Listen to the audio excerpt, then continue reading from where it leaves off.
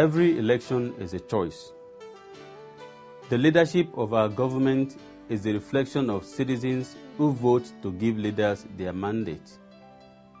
For this singular reason, I'm sending this message out to the good people of Ogun State, most especially the youth.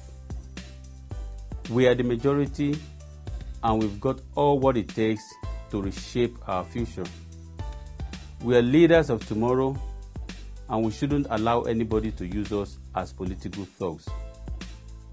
I, Adewale Omoniyi, under the umbrella of the Abundant Nigeria Renewal Party ANRP, if elected as the next governor of Ogun State, promise to engage 250,000 youth within our first 100 days under our youth empowerment program, namely the internship, entrepreneurship, and apprenticeship scheme.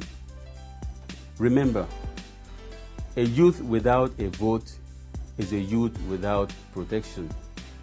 Vote wisely, vote ANRP, vote Adewale Omoniyi as the next governor of Ogun State.